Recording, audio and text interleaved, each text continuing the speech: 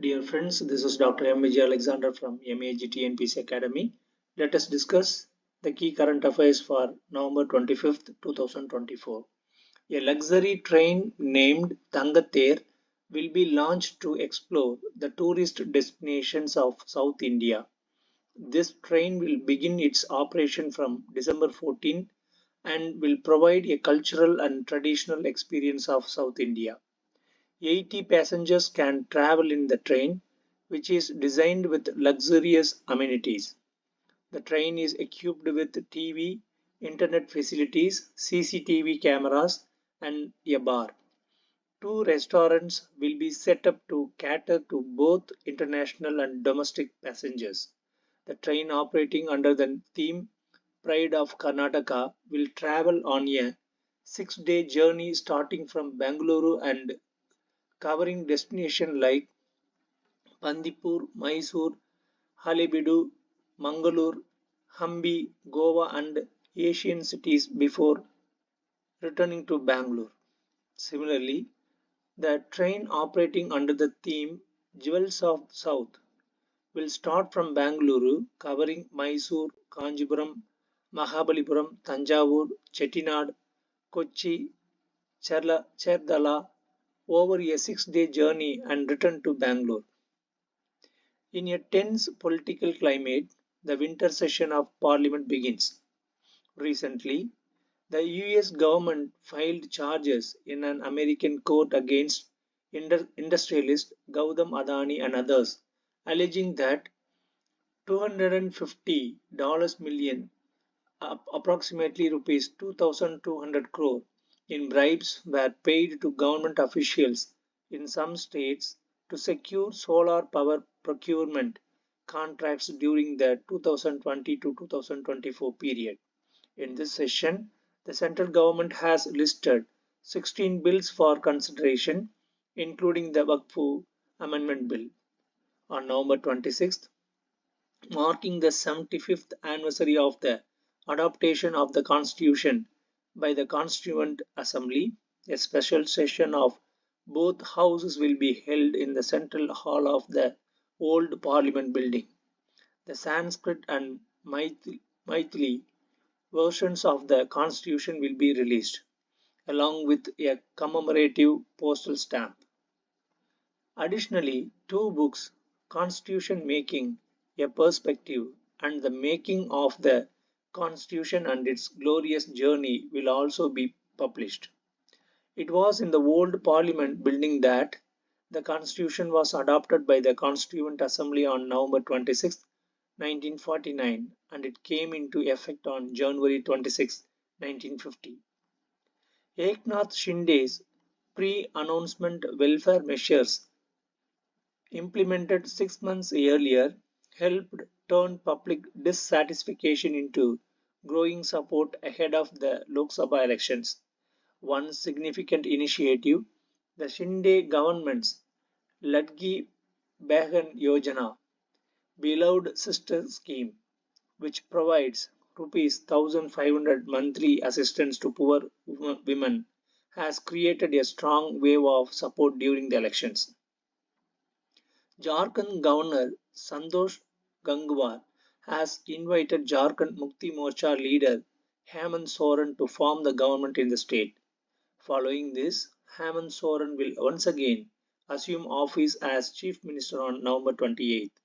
Jharkhand was carved out of Bihar on November 15, 2000.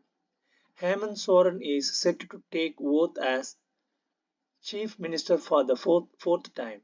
In January this year, Soren resigned as Chief Minister after being arrested by the Enforcement Directorate in a black money and land scam case. After spending 5 months in jail, Soren was released on bail and resumed his position as Chief Minister. For the first time in 60 years, the Maharashtra Assembly is set to convene without an opposition leader, a scenario unprecedented in the state's legislative history. To qualify for the position of opposition leader, a party must have at least 10% of the total MLAs in the assembly. In Maharashtra's 288 member assembly, a party needs 29 MLAs to claim this post. However, none of the parties within the opposition alliance, Maharashtra Vikas Aghadi, meet this requirement. Uddhav Thakere's Shiv Sena 20 MLAs, Congress 16 MLAs, Sharad Pawar's NCP 10 MLAs. Thus, no single party within the MVA has the numbers to secure the opposition leader's post. The Indian government has issued new guidelines for the reservation of government jobs for persons with 40% disability under the Rights of Persons with Disabilities Act 2016. The guidelines emphasize the need to strictly follow the reservation policy when identifying government jobs for persons with disabilities. 40% disability reservation. Jobs identified for persons with 40% disability must follow the reservation policy. Categories covered. The guidelines include persons with visual impairments, hearing impairments, intellectual disabilities, and other categories of disabilities. Direct appointments and promotions. A 4% reservation must be followed in direct appointments and promotions for individuals within these disability categories. Vacant positions should be filled in a timely manner while ensuring the reservation policies are adhered to. A 3-year window has been given to ensure that the guidelines are followed correctly in filling these vacancies. These guidelines are to be implemented immediately and are in accordance with reports issued in 2021 and 2022, which should not be disregarded. This move aims to ensure that individuals with disabilities are given fair opportunities in government employment. At the ongoing UN Climate Conference in Azerbaijan, India raised objection to the announced annual climate finance fund of $30 billion for the global south, calling it insufficient. Over the past 3 years of negotiation, the global south has been requesting a $1.3 trillion fund to address climate change impacts, making the current $30 billion announcement far from meeting from the financial needs of the developing nations. Nigeria supporting India termed the $30 billion fund as a joke.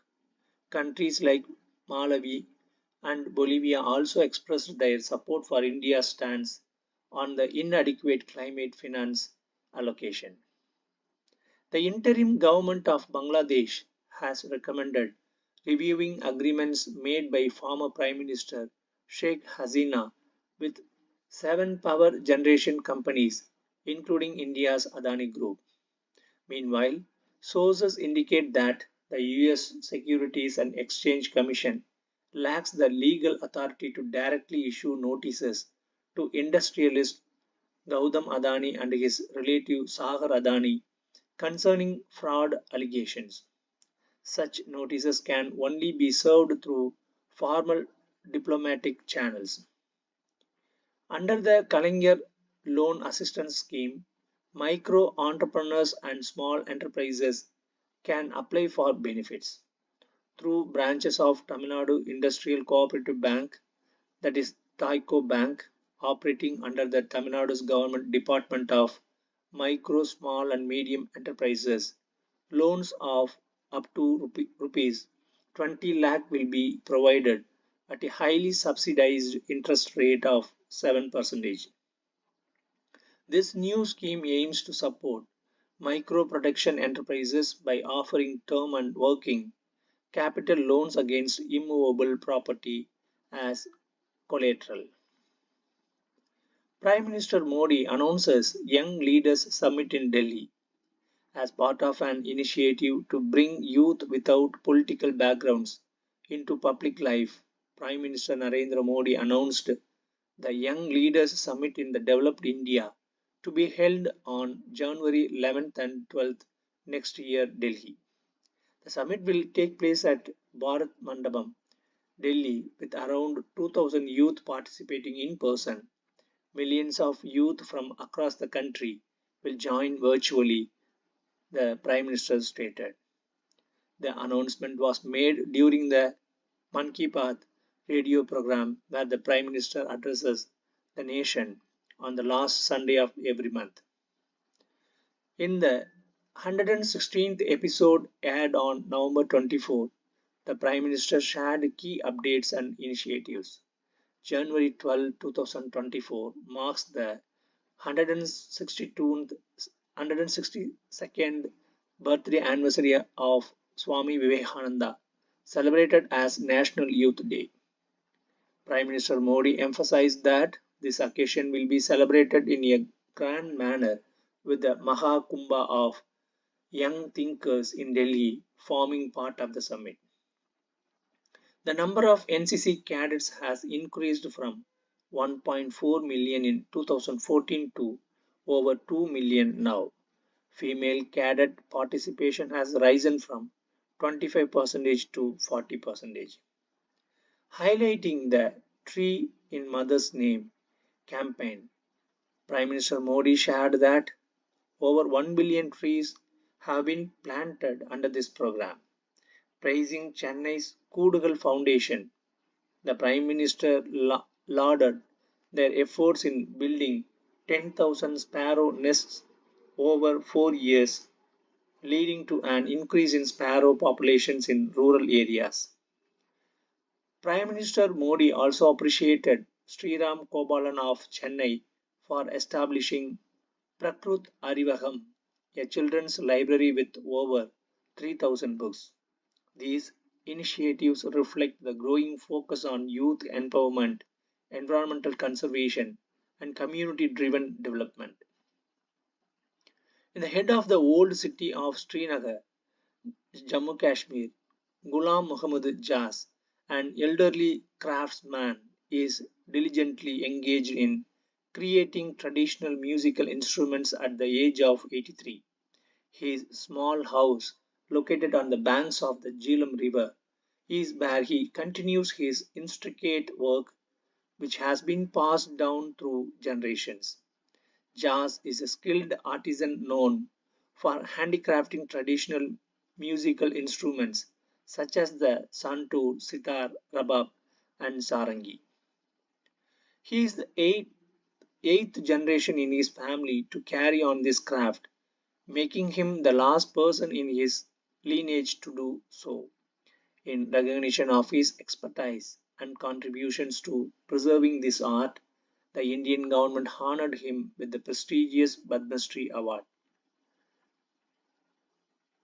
The Muttamil Peravi Pongal Year Award ceremony was held in Chennai, where Tamil Nadu Chief Minister M.K. Stalin released a book titled Thiruvadurai Rajaratnam's Life Story.